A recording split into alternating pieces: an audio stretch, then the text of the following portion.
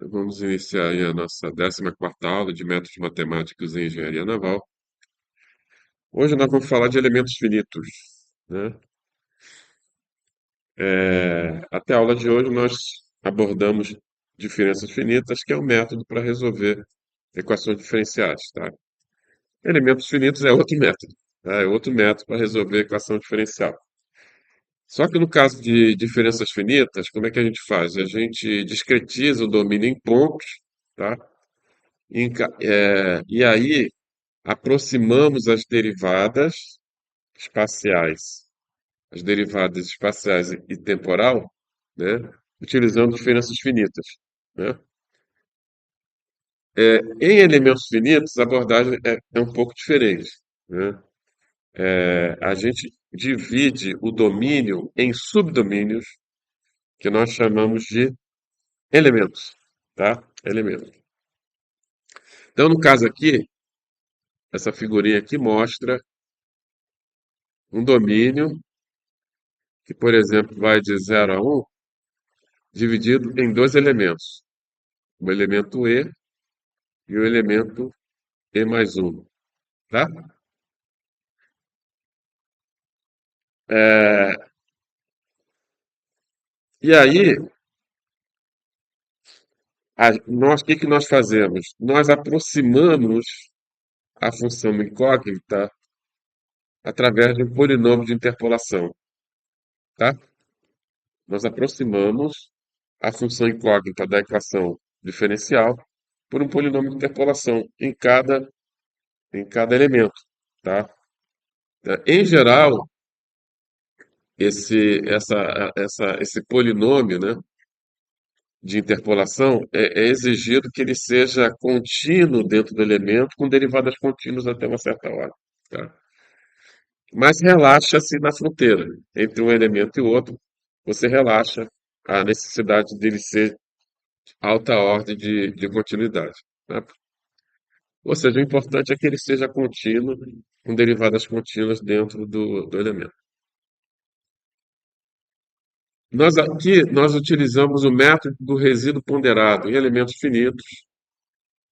A gente trabalha com o método do resíduo ponderado. Então, nesse método, a função incógnita é aproximada por uma série finita, né? Ou seja, U, função do tempo e das coordenadas espaciais, vai ser aproximada por uma função, o chapéu, que também é a função do tempo e das coordenadas espaciais, igual ao somatório de J variando de 1 até N, né?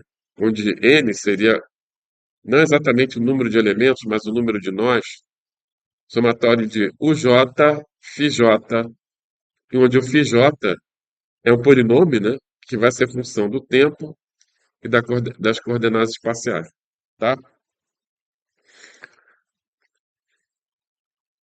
É, deixa eu ver aqui. Essa função FJ,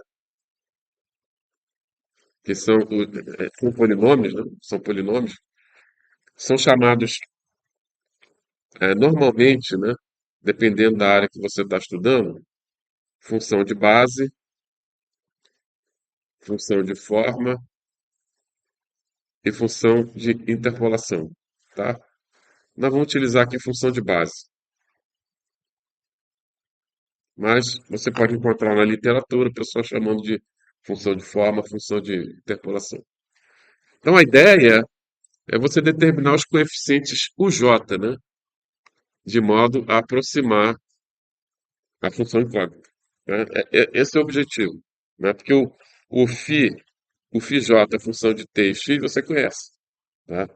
Então, se você quer que esse polinômio de interpolação, o chapéu, aproxime da melhor forma possível a função incógnita, basta você determinar os coeficientes do J, tá?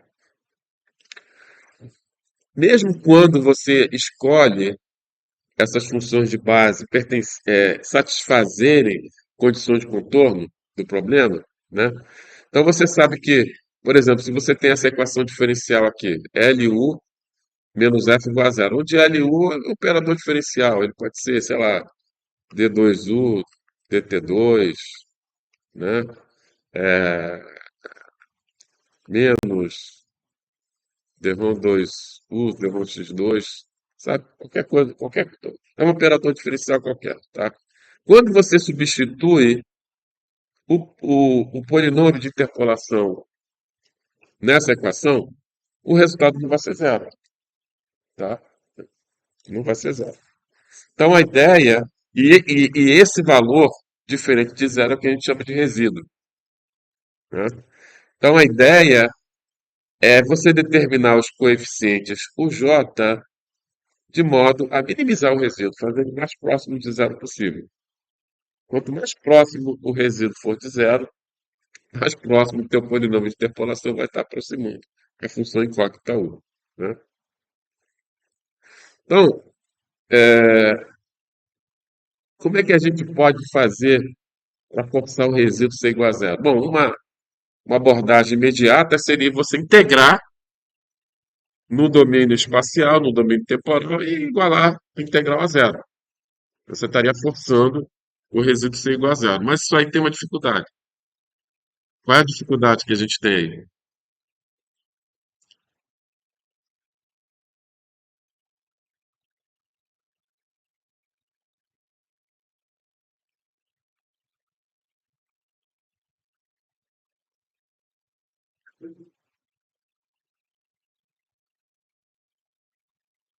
Fala, Panru.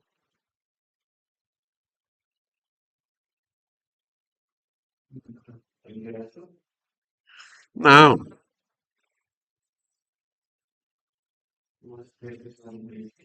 não. Que ver? Volume. Você está integrando um domínio, tá? Qual seria a dificuldade? Essa abordagem aí tem uma dificuldade, tá? Você não consegue resolver o problema. Por quê? Não, número de pontos. Hã? O F? Não, não. O F é conhecido. É que você só tem uma equação para obter N UJs. Você tem N coeficientes UJ a serem determinados. Então, uma equação não vai resolver. Então, daí é que vem o método do resíduo ponderado, tá? Você define funções de peso, N no caso, né, para que você obtenha N equações. Tá legal? Esse é o método do resíduo ponderado, famoso método do resíduo ponderado, tá? Então, para cada valor de cada função de peso, né, você vai ter uma equação. Você precisa de N equações, você vai ter que usar N funções de peso, tá? Esse é o famoso método do resíduo ponderado. E aí existe uma infinidade de possibilidades de como você definir essas funções de peso, tá? Existem uma infinidade, mas as mais utilizadas, né, mais populares, digamos assim, né, são os esquemas de Galerkin. Esse aí é o mais utilizado. Realmente, aqui a gente só vai discutir o método, só vai trabalhar com o método de Galerkin, tá? Subdomínio e colocação, tá? Mas, digo, fica a seu critério, você que escolhe a abordagem que você quer, qual tipo de função de peso você vai utilizar. Mas esses três aí são os mais populares, principalmente o Galerkin, tá? Então, é, em estrutura, por exemplo, o pessoal trabalha bastante com método resíduo ponderado, utilizando o esquema de Galerkin, tá? Quer dizer, elementos finitos é bastante utilizado em estruturas. O método de Galerkin, no método de Galerkin, olha só, no método de Galerkin, a função peso é a própria função de base, tá? Lembra que a função de base é esse cara aqui, ó, tá? Ou seja, que aparece aqui no teu somatório. Então, no método Galerkin, a função de peso é a própria função de base, né?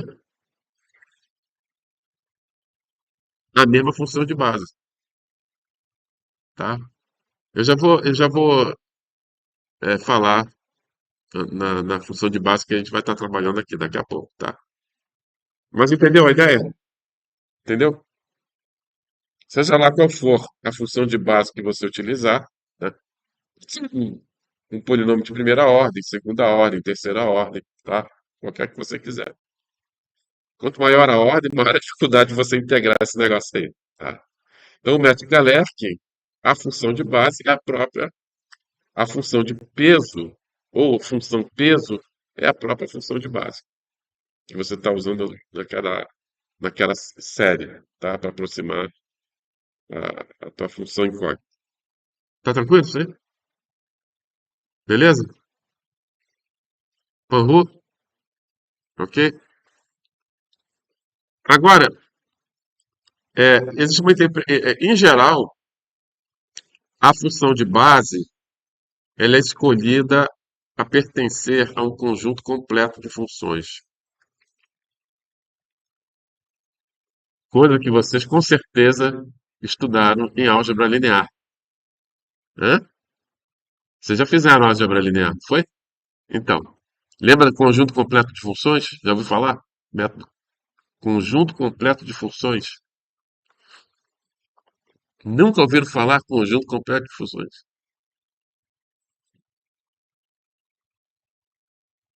Alguém ouviu falar? Ninguém? Pô, como é que vocês pensaram em álgebra linear? Hã? Ano passado? Ano passado. Então, muito tempo. Muito tempo. Hã? Ano retrasado? Tá, você. Bom, um conjunto completo de funções, você, com um conjunto completo de funções, você consegue representar qualquer função de uma determinada classe através da combinação linear dessas funções, tá? Por exemplo, se você quer representar uma função periódica arbitrária, qual seria o conjunto completo de funções que você iria utilizar?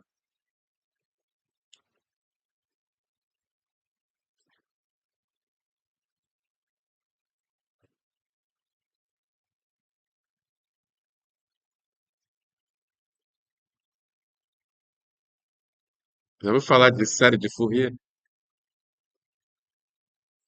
O que que você faz com série de Fourier?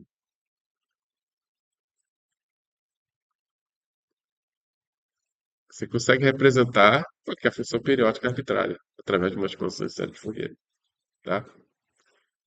Então, se você quer representar uma função periódica arbitrária, o conjunto completo de funções seriam senos e cossenos.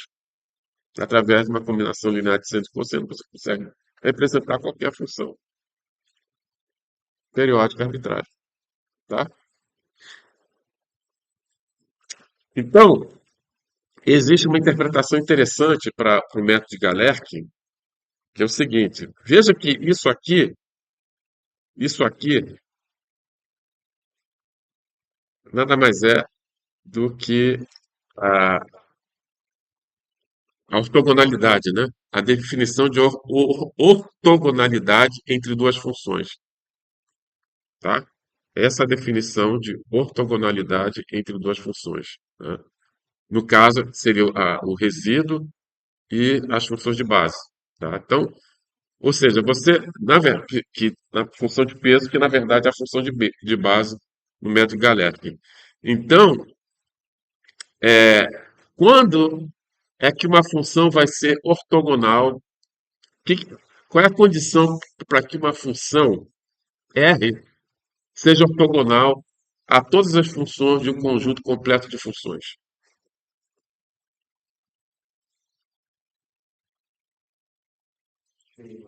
C igual a zero, tá? C igual a zero, entendeu? Então, se uma função que você representa através de uma combinação linear das funções de um conjunto completo de funções. Se essa função é ortogonal a todas as funções desse conjunto completo de funções, ela tem que ser igual a zero, tá? Então, o método Galerkin, você está forçando a função resíduo ser igual a zero. né? Uma vez que você está forçando com que o resíduo seja ortogonal às funções de base. Entendeu? Olha que legal, né? Tá? Beleza? Aí, é, essa função aí, uma função linear por parte, né, chamada função chapéu, né? Por causa da forma de chapéu que ela tem, tá? Ela é bastante utilizada, é bastante popular, tá? Principalmente em estrutura. O pessoal de estrutura usa bastante função chapéu como função de base, tá? Então, é, veja que você vai precisar, se você dividiu o teu domínio, por exemplo, de 0 a 1, se você dividiu em dois elementos, elemento e o elemento E mais um, tá? Você vai ter quantos nós? Você vai ter um, dois, três nós, tá? Então, não necessariamente você precisa fazer desse jeito que eu vou falar, tá? Mas é isso que o pessoal, é assim que o pessoal trabalha, tá? Você tem que definir três funções de base, né? Se você tem dois elementos, você vai ter três nós, e aí você vai precisar três funções de base para representar a tua função incógnita, né? No caso, você teria a função o chapéu com seno somatório de j variando de 1 a 3, de uj phi j, tá? Igual ao número de nós. E a função chapéu centrada nos nós, entendeu? Por exemplo, nesse nó aqui, ó, no nó 2, esse aqui é o nó 1, esse aqui é o nó 2 e esse aqui é o nó 3. Você vai ter a função de base φ2 centrada no nó 2, tá? Não necessariamente precisa ser feito assim, mas é assim que o pessoal faz, tá? O pessoal trabalha desse jeito e dá certo, tá? Uma outra função de base necessária seria a função φ1, né? Seria a função φ1. Aliás, vou até fazer de outra cor aqui, fazer aqui azul, uma função de base azul. Então tem essa função de base φ2, que é pretinha, e a função de base. Eu me lembro de ter escolhido azul, acho que eu comi aqui. E a função de base φ2, ela tem que ser centrada no nó 1. Aliás, a função de base φ1, ela tem que ser centrada no nó 1. Então, o pico dela vai começar aqui no eixo, vai para zero, e depois vai ser igual a zero no restante do domínio. Tá? E a outra metade da função chapéu? Aí você não pode fazer porque o teu domínio vai até o zero, né? Entendeu? Então você só pega, na fronteira, você só pega a metade da função chapéu. Tá certo? E finalmente, essa aqui seria a função φ1, a função de base φ1 e a função de base φ3, vamos fazer o quê? Verdinho, vamos fazer verdinho. Ela vai ser centrada aqui no nó 3, vai ser uma reta, ela vai ser uma reta aqui no segundo elemento e vai ser igual a zero no primeiro elemento. Então essa aqui vai ser a função de base φ3, tá? O pessoal trabalha bastante com função chapéu, tá? E a construção do esquema é dessa forma aí, tá? Se você coloca o número de funções de base é igual ao número de nós. Então, se você divide seu domínio em dois elementos, você vai ter três nós, você vai precisar de três funções de base. E elas centradas nos nós. Tá tranquilo? Alguma dúvida aí, pessoal? Entenderam como é que é construído isso aí? É, é a preta. Maria Eduarda chegou atrasada. Opa, quase que leva falta, hein? Maria Eduarda, Maria Eduarda. Cadê Maria? Maria Eduarda. Atrasada. Mais alguém aí? Chegou?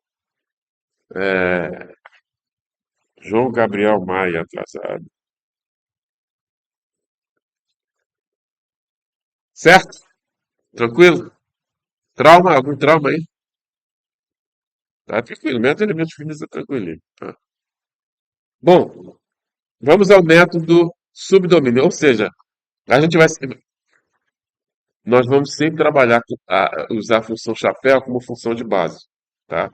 A função de peso é que vai ser diferente. No caso do método de Galerque, a função de peso é a mesma função de base, tá?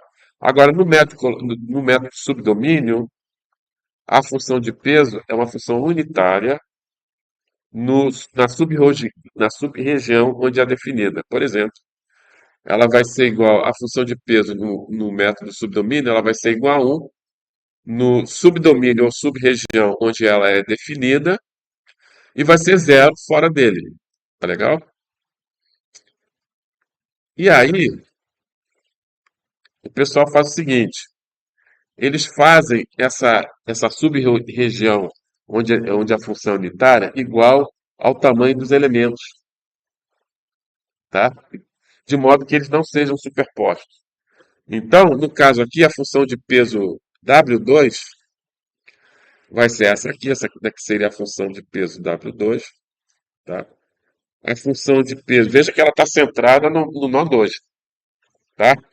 A função de peso W1, ela viria daqui até aqui, depois cai para zero e depois é igual a zero no resto do domínio, tá? Essa daqui seria a função de peso W1. E finalmente a função de peso W3, né? Ela vai ser unitária aqui e cai para zero e vai ser zero no restante do domínio, tá? Então, essa aqui seria a função de peso W3. Beleza? Qual é a vantagem de trabalhar com esse método subdomínio? É que a integração é um pouco mais simples do que o Galerque, né? Que é polinômio, dá para integrar, né? Mas é mais simples, né? Porque a função de peso é unitária. Então a integração fica mais fácil do que no método de Galerque, tá? Mas te digo, o método Galerque é o mais utilizado. E finalmente, aqui só para ilustrar, né? O método da colocação. No método da colocação, a função de peso é o delta de Dirac.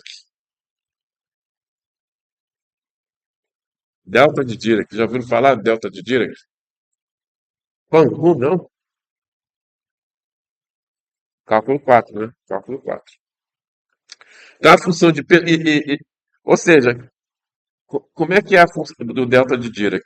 Ele é zero em todo o domínio, com exceção do ponto onde ele é definido, tá?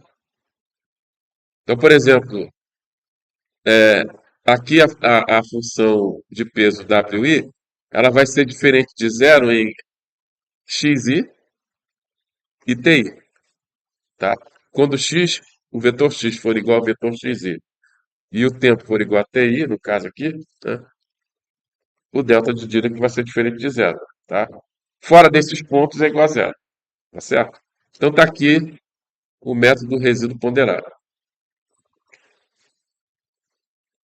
utilizando a função de peso delta de Dirac. Aí eu pergunto para vocês, quanto é que vai valer essa integral aí? Cálculo 4, né? Quanto vale essa integral aí?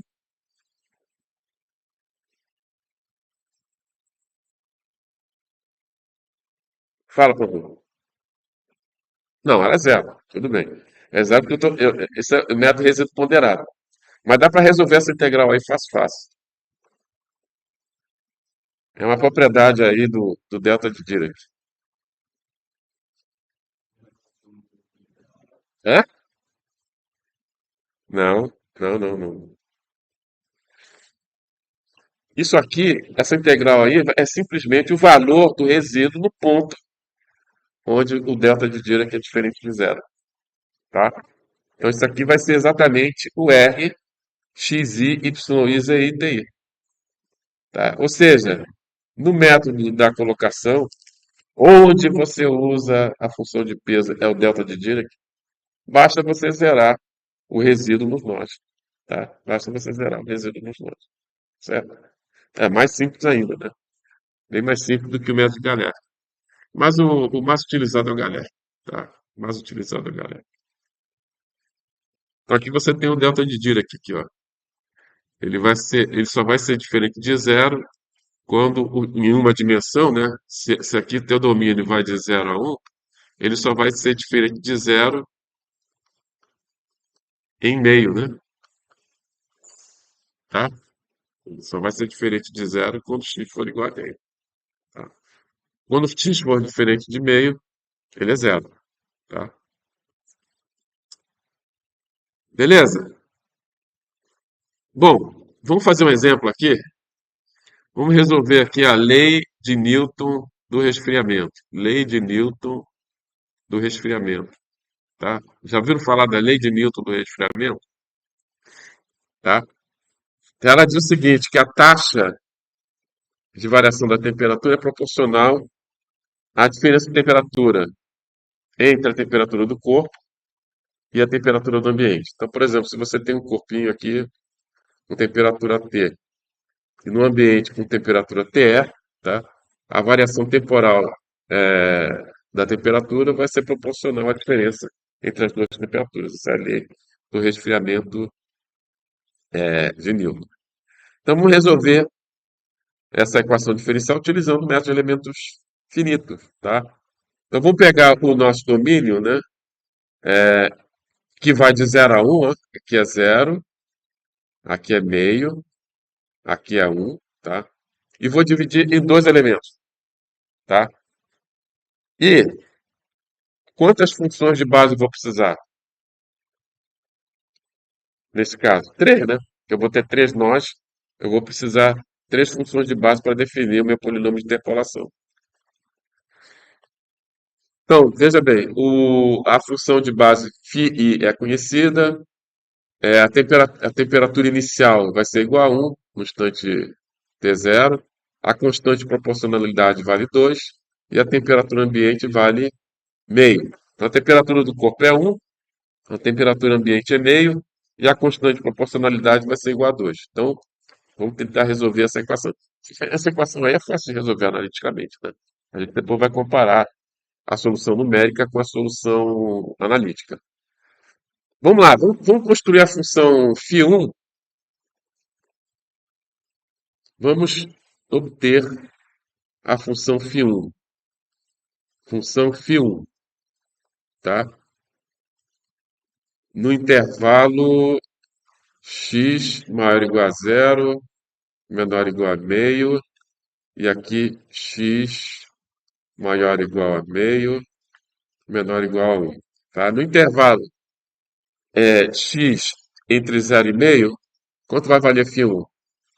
É uma reta com declividade negativa, né? Ela vai ser uma reta com declividade negativa e no resto do domínio vai ser igual a zero. Concorda? Então, aqui, entre meio e 1, a função φ1 vai ser igual a zero. Tá aí. Beleza. E entre zero e meio é uma reta com declividade negativa. Então, aqui eu tenho o φi dado em termos de duas retas. São duas retas. Essa reta aqui tem declividade positiva, porque o sinal do t aqui é positivo. E essa reta aqui é com declividade negativa, porque o sinal do t é negativo. Então, eu vou usar essa aqui, ó, para determinar o φ1 no intervalo de 0 a meio, tá? Então, o φ1 aqui vai valer quanto? Esse aqui é o nó 1, esse aqui é o nó 2 e esse aqui é o nó 3. Então, quanto é que vai valer a função φ1? Vai valer T2 menos T dividido por T2 menos T1. Concorda? Tá? Ou seja, quanto é que vale isso aqui? Quanto é que vale o T2?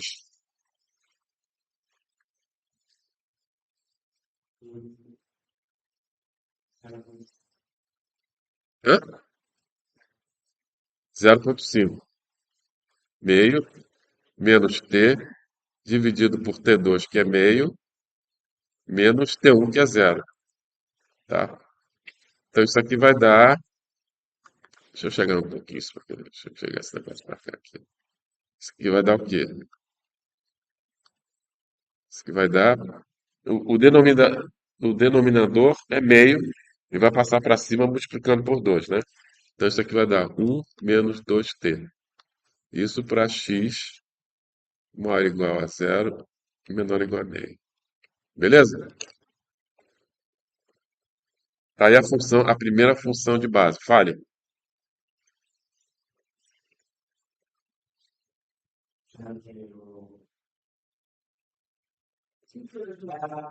Porque aqui você tem uma reta com declividade positiva, essa aqui, ó. Porque o sinal do T aqui é positivo, tá?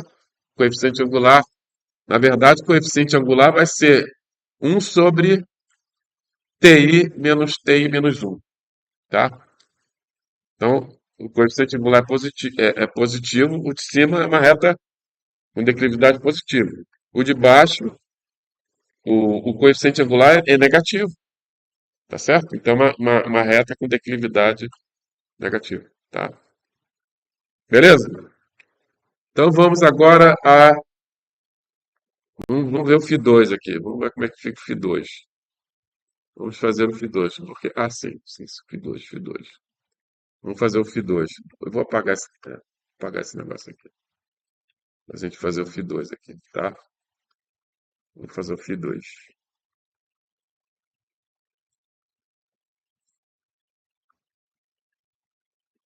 Vamos fazer o Φ2. Então, o Φ2 no intervalo entre 0,5 e o Φ2 no intervalo meio e 1, tá? No intervalo de 0 a meio, você tem uma reta com declividade positiva. Logo, você tem que usar o primeiro aqui de cima. Então, você vai ficar com T menos, menos T1, né? Veja que aqui você tem T menos TI menos 1. Como I é igual a 2, então vai ficar T1 dividido por T2 menos T1. Então, isso aqui vai dar o quê? T menos 0 dividido por meio menos 0. Isso aqui vai dar 2T. Essa reta aqui, ó. Essa reta aqui, tá? Agora, no intervalo de meio a 1, você tem uma reta com declividade negativa. Então, a gente tem que usar a de baixo ali, tá? Então, vai ficar o quê? T,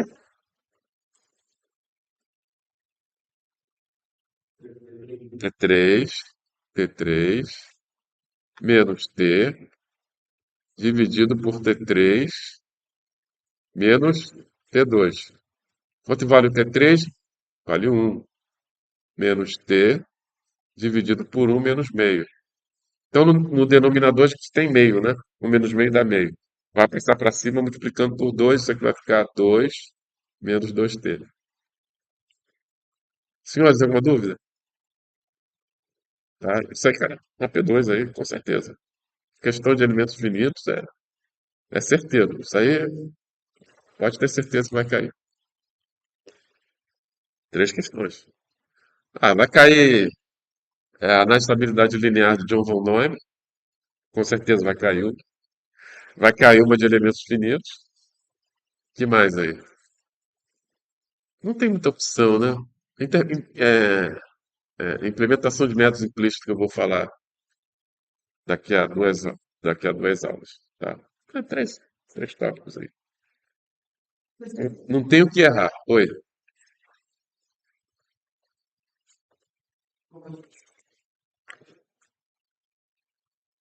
Mudar? Não, não, vai dar, vai dar. A P2 está marcada para dia 19, né? 19/6. 19 de junho. Não, vai dar, tranquilo. Dá tranquilo. Tá? É porque a última aula, eu não vou, a aula 20, fala sobre modelo de turbulência. Aí é mais por causa do projeto, tá? Então, acho que não tem nada a ver eu apresentar isso para vocês, tá? E a aula 19 fala sobre volumes finitos. Bom, eu vou apresentar, a aula 19 eu vou apresentar. Mas a aula 20 já é forçar mais aí, tá? Sobre modelo de turbulência, acho que não tem nada a ver aqui com a disciplina. Seria mais curiosidade por causa do projeto, né? Tá? Beleza? E aí é só determinar o Φ3, né? Tá certo? Então, vamos lá. o nosso polinômio de interpolação. Vamos aproximar a função incógnita t pelo polinômio de interpolação t-chapéu, que vai ser somatório de j variando de 1 a 3. Você tem três nós, são j variando de 1 a 3, tj, φj, tá? Onde φj já sabemos, né? Vai ser a função chapéu. Então a ideia aqui é determinar os coeficientes tj. Para fazer isso, vamos utilizar o método do resíduo ponderado. Está aqui o método do resíduo ponderado, tá? E aqui está o resíduo. O resíduo você obtém quando você substitui a função incógnita na equação diferencial pelo polinômio de interpolação. Então, o resíduo vai ser igual a dt chapéu dt mais k t chapéu menos tr. Beleza? Então, a ideia é minimizar o resíduo de modo a que o nosso polinômio de interpolação chegue o mais próximo possível da função incógnita, ou seja, determinar os coeficientes tj. A gente tem que determinar os coeficientes tj. Aí o que você faz? Você substitui o resíduo, vamos substituir o resíduo aqui no método resíduo ponderado. Opa, botei a função peso ali. Brincadeira. Vamos substituir o resíduo aqui. Então, substituindo, você vai chegar a essa equação. Tá? E quantas equações você tem? Três equações, né? Porque você vai ter três funções de peso para determinar os três coeficientes, o 1, o 2 e o 3. Tá? Bom, agora vamos substituir o polinômio de interpolação. Vamos substituir aqui o polinômio de interpolação. Aqui e aqui. Tá? Então, fazendo isso, você vai chegar a essa equação. Concordam ou não? Certinho? Mera substituição? Ou seja, você vai ter um somatório ali na derivada dt chapéu dt e você vai ter um somatório no k vezes t chapéu, tá?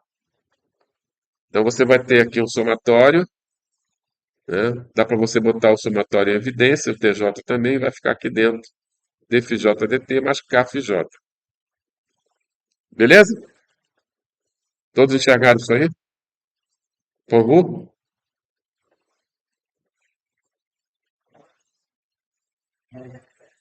É, o que pode mudar é o φj, tá? Quer dizer, no método resíduo ponderado, não, em geral, em elementos finitos, você aproxima a função incógnita com uma série, um somatório de polinômios, coeficiente vezes polinômio. Tá? Polinômio pode ser de primeira ordem, que é o caso da função chapéu, segunda ordem, terceira, quarta ordem, a ordem que você quiser, dependendo da, da ordem do método que você tiver interessado, né? E da sua disposição de calcular integral, né, de polinômios de alta ordem. Tá? Beleza? Entenderam isso aí, essa substituição? Dúvidas? Fernanda? Hã?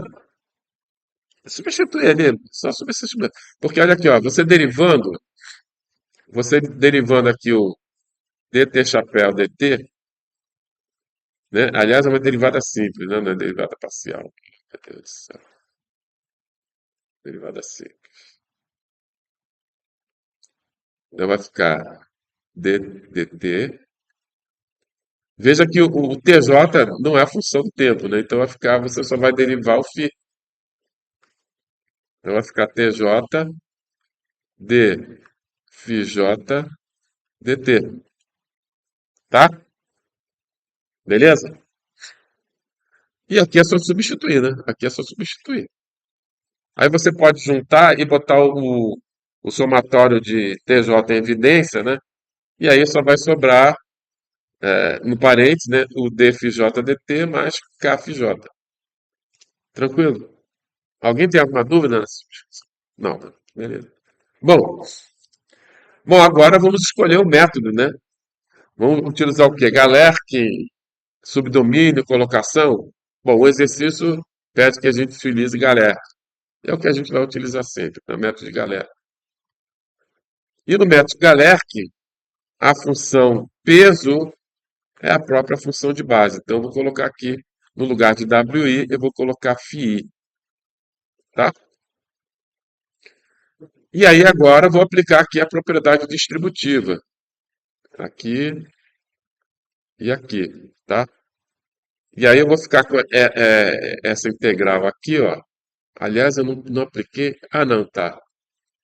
Não, não foi bem assim que eu fiz, não. Eu simplesmente peguei esse cara, multipliquei por esse parênteses aqui e peguei esse cara, multipliquei por esse cara aqui, tá? Aí você vai ficar integral no tempo, né? De somatório de J variando de 1 a 3, de TJ, dφj dt mais kφj, vezes φi dt, tá? E esse cara aqui, ó, é esse cara aqui, ó. Quando você multiplica aqui, menos, para ficar integral, né? Tá tudo sob o símbolo de integral, menos integral de KTFI dt igual a zero, tá? Agora veja o seguinte, o TJ não é função do tempo, tá?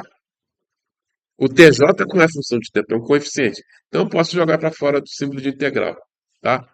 E esse cara aqui eu conheço. Esse cara aqui eu conheço.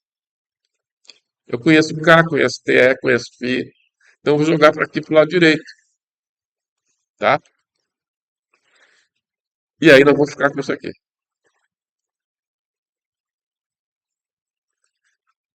O que que representa isso aí?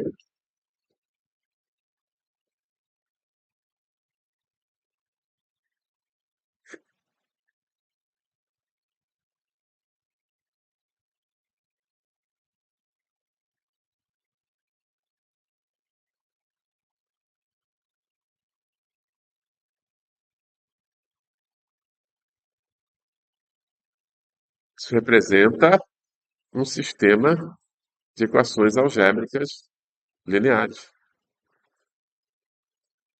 Por quê? Porque você conhece aquela integral ali, você conhece o cara da direita. A gente pode chamar até de AIJ. A gente pode chamar essa integral aqui de AIJ, que a gente conhece. Conhecemos isso aqui, vou chamar de AIJ. Conhecemos esse cara aqui, vou chamar de BI. Então, isso aqui é somatório de J variando de 1 a 3, de TJ a IJ igual a BI. Enxergaram agora que isso aqui representa um sistema de equações algébricas lineares? Se, basta você, por exemplo, fazer I igual a 1. I igual a 1, abrindo aquele somatório, você vai ter T1 a 1 mais T2 a 2 mais T3 a 3 igual a B1, tá? Fazendo I igual a 2. Vou ficar com T1 a 1, a 2, né?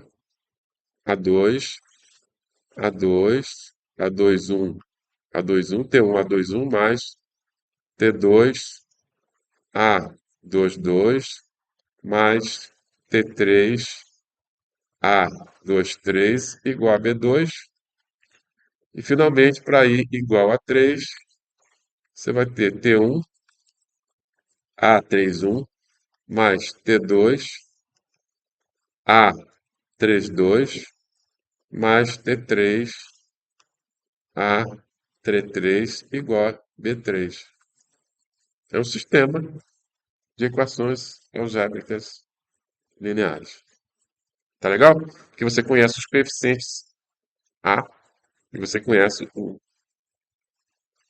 termo forçante B, tá?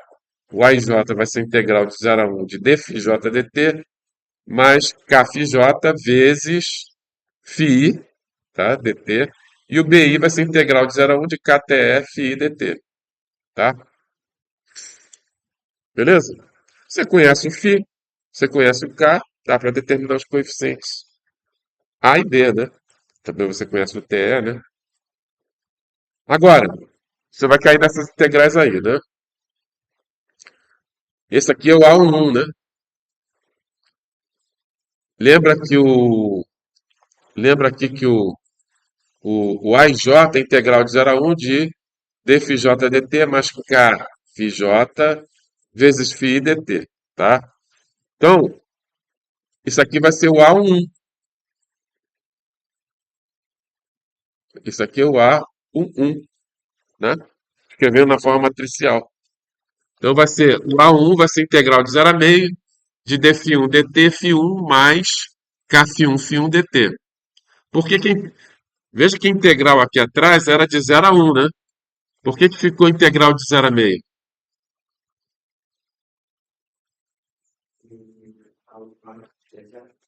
Exatamente, porque a função φ1 só tem função φ1 ali, né? A função φ1 é essa reta com declividade negativa e depois vai ser igual a zero o restante do domínio, entendeu? Por isso que a integral de 0 a 1 é a integral de 0 a meio. Esse aqui vai ser o A12. A12. Também virou integral de 0 a meio, porque aparece o φ1 multiplicando todo mundo ali, tá vendo? Dentro da integral, tá? E o φ1 só é diferente de zero entre 0 e meio. O φ2 é diferente de zero em todo o domínio.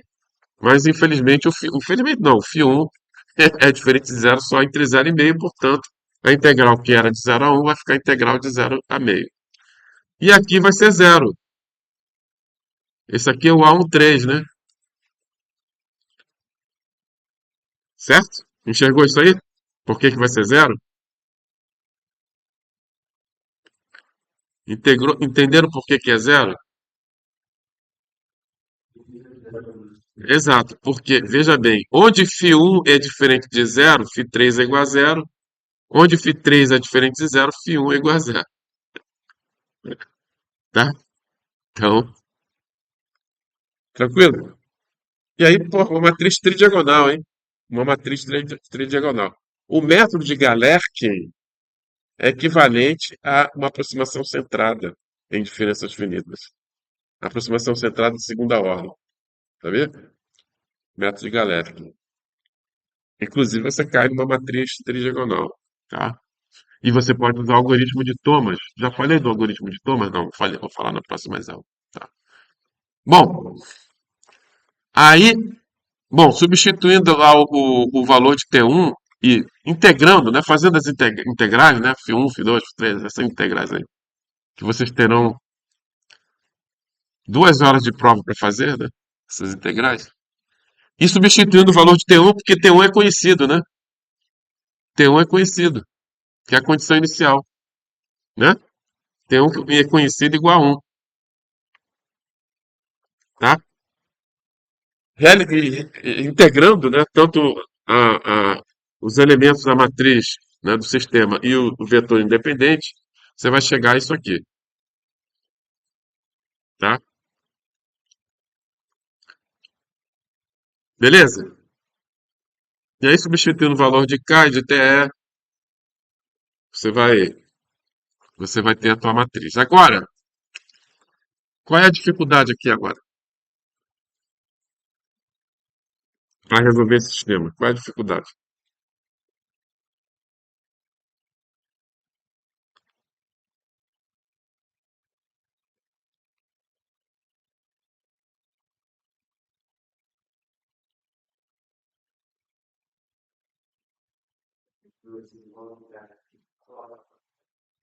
Perfeito, perfeito. Ou seja, é um sistema indeterminado, né? Indeterminado. É um sistema indeterminado, porque você tem três equações e duas incógnitas, tá? Então, a gente vai ter que pegar uma equação e jogar fora. Então, por exemplo, se você jogar a primeira equação fora e só resolver a segunda e a terceira equação, você vai chegar a esse resultado. Jogando a segunda equação fora e resolvendo a primeira e a terceira, você vai chegar a esse resultado, para ter um T2, T3, né? E jogando a terceira fora e resolvendo a primeira e a segunda, você vai chegar a esse resultado, tá? Analiticamente, dá para resolver aquela equação, equação diferencial ordinária de primeira ordem, né? Você resolve de olhos fechados, né? E aí você chega à conclusão que T1, T2 e T3 são dados por esses valores aí, assumindo esses valores. Agora, qual das três possibilidades, né, aproxima melhor da solução analítica?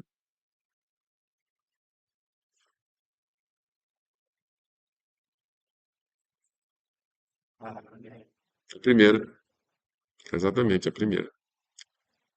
Então, é isso que o pessoal faz, tá? Aonde você conhece o valor da função, você conhece T1, então você joga fora a primeira equação, tá? E resolve as outras duas, tá? Então, é o procedimento que você tem que fazer, tá? Beleza? Fala. É, se você conhecer o T2, joga. Se você conhecer o T3, você joga a terceira fora. Onde você conhece o valor da função, você elimina a equação, tá?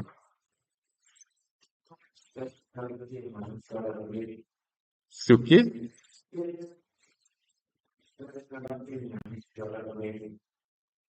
Se T2 estivesse no lugar de T1, pô, em geral você conhece a condição de contorno, né?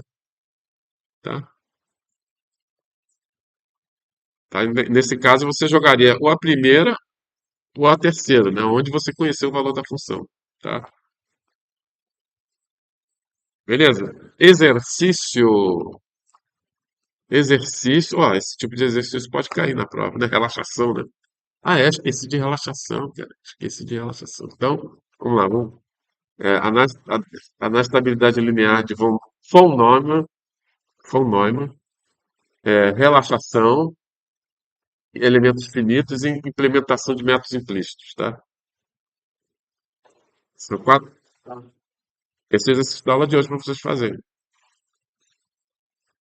Não, esse aqui é da aula passada, tá? Da aula passada. Sabe por quê? Porque eu dou um tempinho para vocês chegarem em casa, estudarem violentamente o material discutido em sala de aula, né? Com certeza vocês fizeram isso, passaram o final de semana estudando método de relaxação, pegaram os meus prints lá, levaram para a praia, estudaram violentamente, está todo mundo sabendo relaxação, né? Então vamos agora fazer o exercício, tá? Eu vou. Não, vou dar um tempo aqui para o pessoal tentar fazer depois. Se o Paulo me lembrar, eu, vou, eu gravo a solução.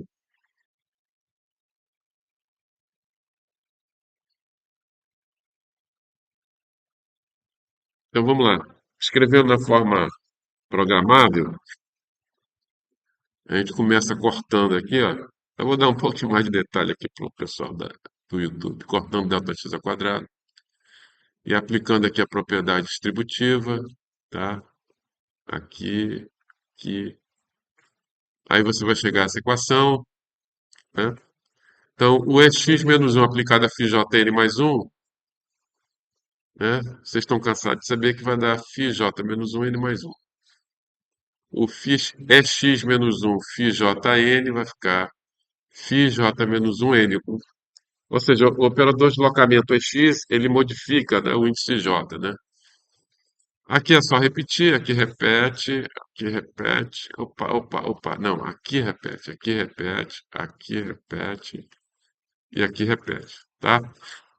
Bom, aí dá pra gente simplificar, né? Dá pra gente cortar esse cara aqui, ó, φj menos um n, com esse φj menos um n, você vai chegar aqui, a gente quer resolver para φjn mais um, então esses caras aqui vão passar para a direita, então vai ficar menos 2 terços de ômega, menos 2 menos 2 sobre ômega, φjn mais um igual a tudo isso aqui, tá? Multiplicando todo mundo por menos ômega sobre 2, você vai chegar a isso, e aí, finalmente, a forma programada, tá? Isso aí foi feito na aula passada, né?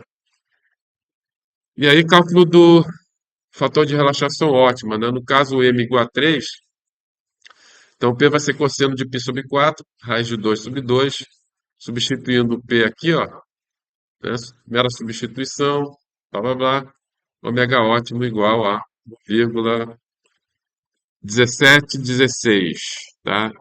E aí, substituindo o ômega ótimo aqui no esquema numérico, finalmente temos aqui o nosso esquema numérico. Φn mais 1 igual a Φn mais 0,5858, Φj menos 1n mais 1 menos 2Φjn mais Φj mais 1n. Beleza?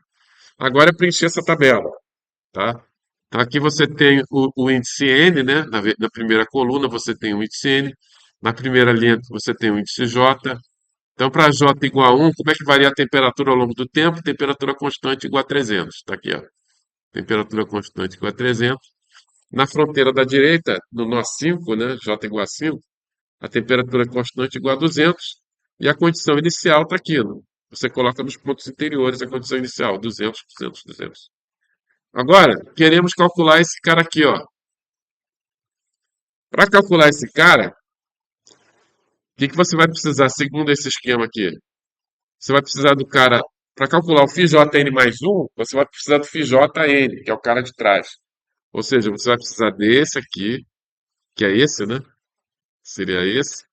Você vai precisar desse cara aqui, ou seja, j menos 1, n mais 1, que é esse cara aqui. Você vai precisar do cara de trás de novo, φjn, de novo ele aqui, ó, esse cara aqui.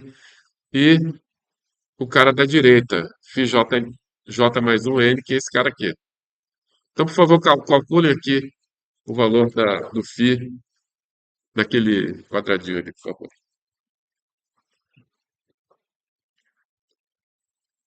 Na prova? Sim, claro. Todas. Mas só que você sempre vai primeiro completa as linhas. Faz a primeira linha, depois a segunda, depois a terceira. Tá? Em geral, se o pessoal está reclamando muito do tempo, eu deixo o cara fazer. Se ele fizer umas 3 linhas aí, eu já aceito, né? Já dá para mostrar que vocês estão que a pessoa entendeu, né? Pelo menos o que é para ser feito, tá? Mas o ideal é você convergir isso aí. Então faça aquele cara ali, quanto é que dá?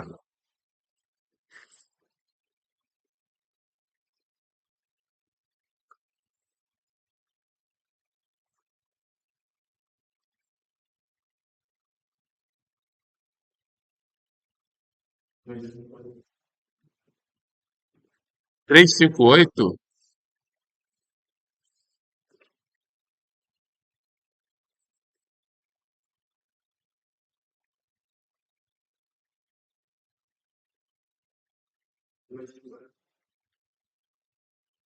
Vamos lá, não sei. 258. Eu tô achando que não. Tô achando que não. 258, vírgula o quê? Vírgula 6. Vamos arredondar aqui. Acho que não, hein? Acho que caiu muito.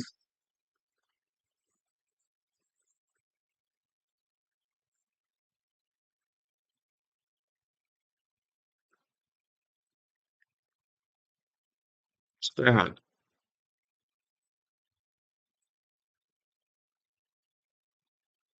Fernando, fez? Então faça. Hã?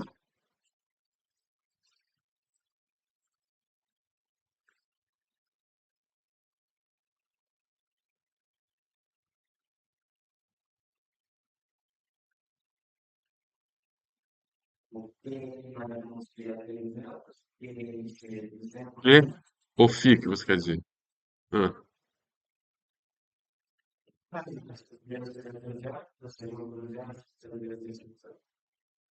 Aqui, nesse quadradinho aqui? Vamos lá. Aqui seria o cara aqui, 300. Esse cara aqui é o de trás, 200. E esse cara aqui é o da direita, 200. Esse aqui é 200 também.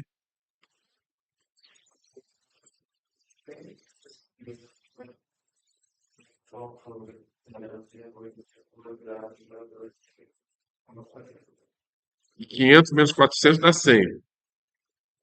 100 vezes isso aqui vai dar 58. vírgula 58. Então vai dar 258,6. É. Bom, tá certo. Beleza. Na verdade, é porque a temperatura está subindo. Ela saiu de 200 e foi para 258. Tá certo, tá certo. Beleza. Agora, Panru, você tá certo, desculpa, tá? Faz esse cara aqui.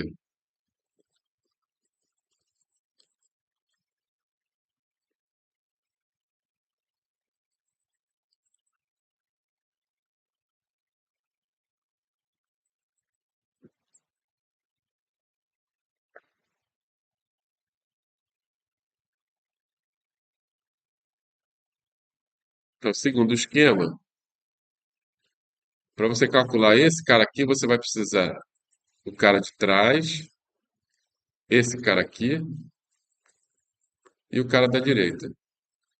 Sempre assim, tá? Então aqui ficaria, vamos ver como é que ficaria aqui. Borracha? Tá, borracha.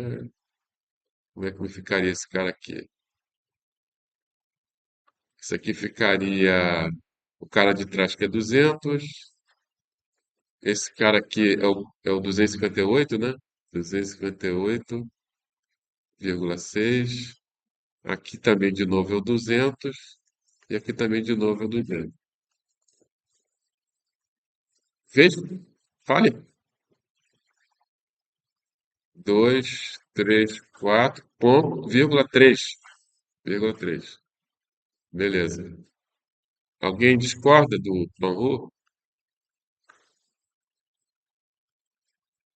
Alguém tem algo contrário? Levanta o braço. Aprovado. Faça agora isso aqui. Já fez? Pô, esse cara é muito rápido. 2, 3, 0, 2, né? 2, 2, 0. Ah, tá bom. 2, 2, 0. Deixa eu apagar isso aqui. 2, 2, 0. 2, 2, 0, vírgula 1. Beleza. Agora vamos para a linha de cima, né? Vamos para a linha de cima. Calcular esse cara aqui. Para calcular esse cara aqui, você vai precisar desse cara aqui e você vai precisar desse aqui, tá? Deixa eu ver, cara, isso aqui. Beleza.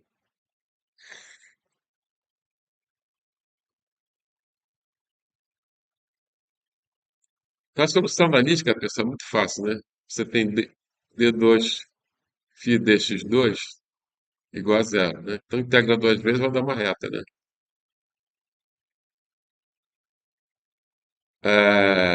Lembrando que φ1,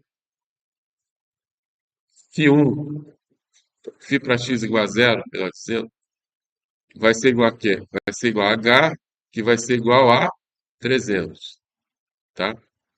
E φ para x igual a 1 vai ser igual a m mais h, que é 300, igual a 200.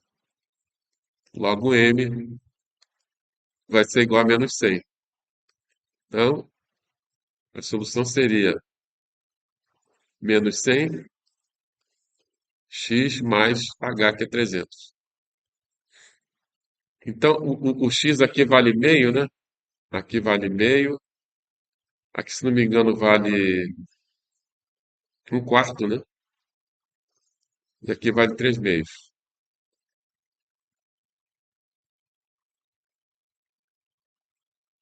Não é isso? 0,25, beleza. Tá, ali seria 2 quartos. Não, aqui é 3 quartos. Eu tô falando besteira. Oh, meu Deus do céu. Aqui é 3 quartos.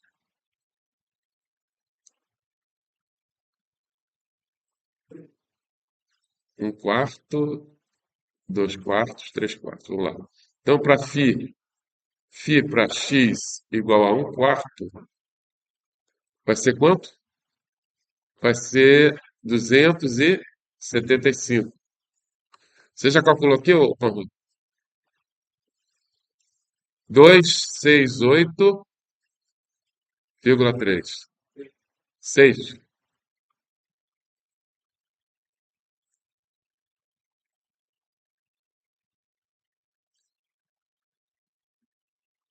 Já calculou isso aqui? Então calcule. Essa zona aqui.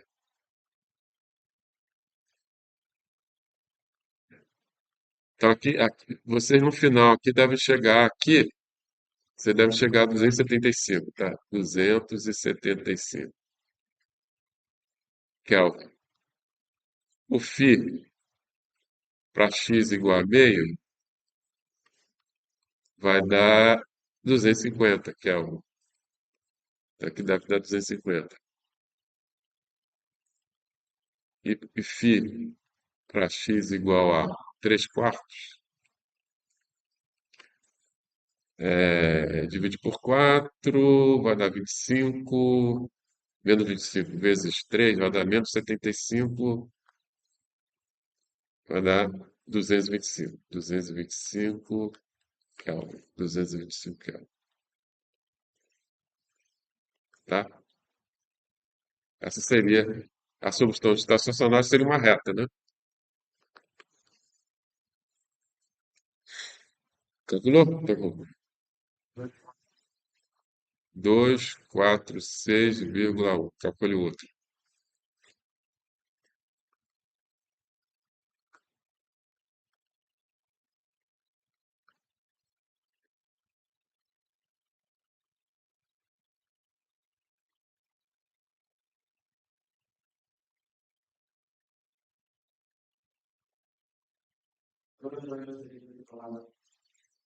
223,5.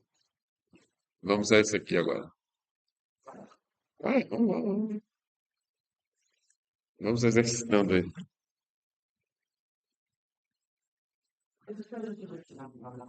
Hã? Não entendi. É coisa de quê? De fundamental? Não entendi o que você falou. Coisa de fundamental?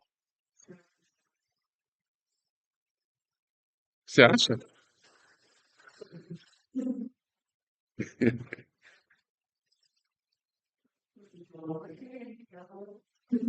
A gente pode piorar um pouquinho a situação, né? Tá, vou elaborar um.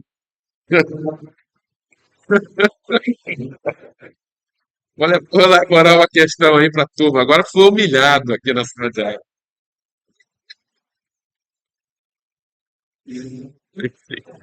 Tem que elevar o nível aqui, porque.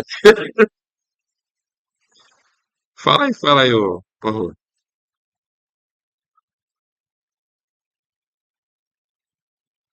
Não, não, vai. Já falou já? Já calculou? Calcule.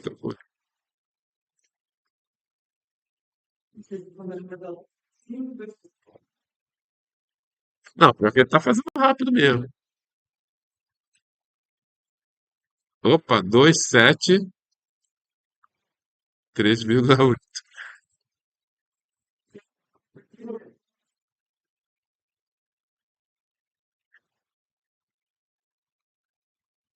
Tudo bem, pessoal. Vou aumentar o nível aí da. Nível de dificuldade. Vamos aumentar o nível de dificuldade aí. Sua turma é boa, vai. Fala. 251,2, cara. Pô, eu tô achando estranho ter passado de 250. 251, cara? Tô achando estranho ter passado. Não era pra passar, não. Tem alguma coisa errada aí. Em geral, você faz no computador, né? Fortran, Excel. O pagamento de Fortran, ele calcula rapidinho isso aí. Isso aí é o que você implementa no computador, tá? Deu 251 mesmo? Confirma? Não, 251 não era pra ser, não. Porque passou disso aqui, entendeu? Passou de 250. Ele vai tendendo assintoticamente aí. Você errou algum aqui, né? Ahn,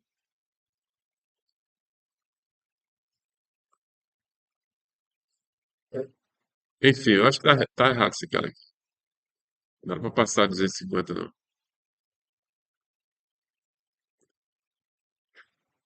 Ok, beleza, tudo bem. Então, tome cuidado, tá? Porque esse 251 aí passou de 250. Tá? Ele vai tendendo lentamente para 250. Tá? Enfim, deixa eu encerrar aqui. Farei uma questão especial aí para a turma aí.